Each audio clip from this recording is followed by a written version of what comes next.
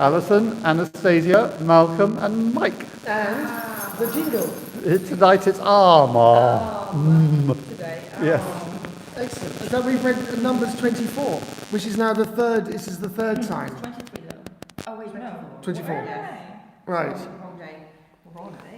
So this is the third and final time he actually blesses. He the Israelites. blesses them, yeah. I mean, not only yeah. blesses them. I mean, he really makes a major blessing. It's like really saying these guys are chosen. They're great. They're wonderful.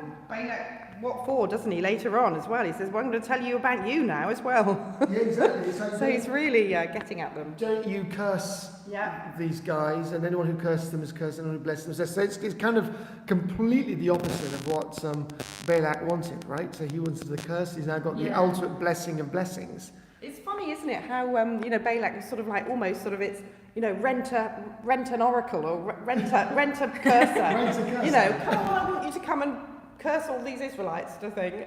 But he just can't do it. It's He has to do what God tells him.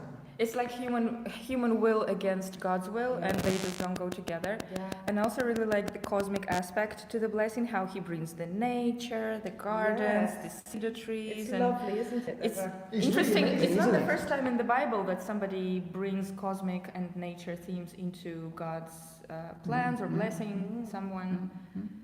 But it's also big because he speaks of, it's quite an interesting commentary here, but speaks of the blessed abundance and dominance over neighbor nations that God will give Israel. So he's really sort of blessing and elevating Israel. And he's also speaking of one who will arise. Right. He talks of one person who will arise, which in one sense they might have thought and seen as David, King David, when David appeared. But as Christians, we look and see that person as Jesus. Jesus. Interesting. I remember when we were in Bury St Edmunds, a group of people decided to gather together to curse the local authorities. Really? Because they were building a Debenhams in the middle. Well, it wasn't Debenhams, they were doing a development in the old cattle market. Right. And so they all came. Yeah, they did. They gathered together. Yes, they. Shouldn't they come together and just bless them? Exactly. I said yes. Yes. They didn't invite me to go along, and they didn't offer me lots of money to go along and curse, Annoying. which was annoying. That yes. is your job. That would. In a way. But each of the three blessings has got worse, right? The first time, each time that Balak has asked Balaam, it's kind of got worse for Balak, because the first time he just refused. The second time, doesn't he bless Israel? And the third time he blesses and curses Balak, doesn't he? Yeah. So watch out if you want to curse somebody. I do quite like the way that I thought Balak might have been slightly more sort of vehement in his anger again. Then Balak's anger was kindled against Balaam, and he struck his hands together. He just went that. I thought he would execute him or something. yeah. He's like, you know what? I'm not going to pay you. But I mean, it's fine, I guess.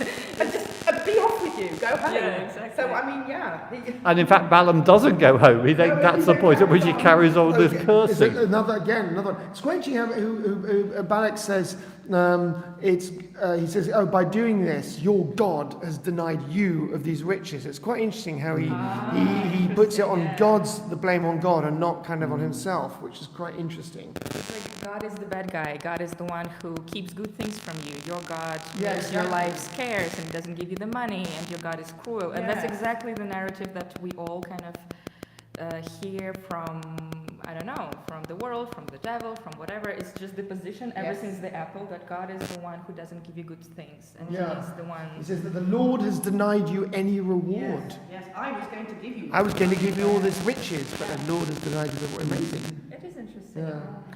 Yeah. I was just going to say, I think let's move on to Luke 8. Sorry, I'm just going to move us on. Otherwise, we could be here all morning. How do you say it? Is it Gerasenes? Gerasenes? How do you say it? Gerasenes. Gerasenes. Whatever you say right. confidently. Yeah. Yeah, exactly. Melchizedek. Yes. What I thought was really interesting, I hadn't really noticed before, is that the demons kind of have a voice. They begged him, first of all, not to send them back into the abyss. And then they said, they begged Jesus. Sorry, we're really far from. Nice to see you. Oh, thank you. Yeah, sorry. Have you, Mike. have you watched the playback of us looking at the screen? That's hilarious. It is hysterical. It's all, I was watching that yesterday. Do we really look that silly when we all look into the screen? But we should always like them to have a second screen. So then, first of all, they beg him not to send them into the abyss, and then beg him to actually let them enter the swine. And Jesus gave them permission. And I thought this is an interesting kind of conversation, exchange, negotiation going on between the demons and Jesus. Why does he have pity on the demons? Yeah, That's a it's question. interesting. So why does he? That's a question to you. It's yeah. I guess again, a bit like in the last reading, you had this sense of, you know, nothing we can do. There's nothing we can do humanly. God is sovereign. And again, this is Jesus now showing that he really is sovereign, and actually and it's within the spiritual realms as well as in the human worlds. So he's actually speaking to these demons, to the spiritual world. I suppose what you do see here is the demons destroy themselves. They go into the swine, and then the swine rush down the steep bank and are drowned. That's really But the interesting. demons maybe didn't die. Maybe they went into the pit or something, or out.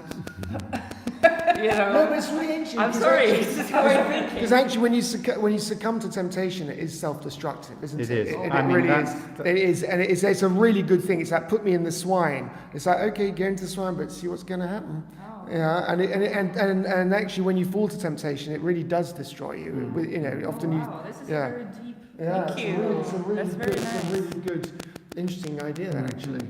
Okay. Yeah, that's quite a good way of seeing it. And you're right. I mean, the people here don't understand. The people in the village and the town don't understand what's Yeah, they're happened, afraid. and so they're really afraid. Well, they've suffered financial damage. They've lost the pigs. Of course, they're not happy, and they're like, somebody comes in, and we don't have a herd of pig anymore. Yeah, That's true. and there's this man who, this power, this demon-possessed man who's been healed. But as you say, a whole herd of pigs has Right. been destroyed. Yeah. Has gone into self-destruct mode. Yeah. Yeah, it's interesting. Yes, exactly. And he asked them to leave, and off he went in the boat. Lovely. Okay. Well, have a lovely day, and I hope to see you tomorrow. Yes, exactly. Enjoy the sunshine. Bye bye. Bye bye. Right. Bye.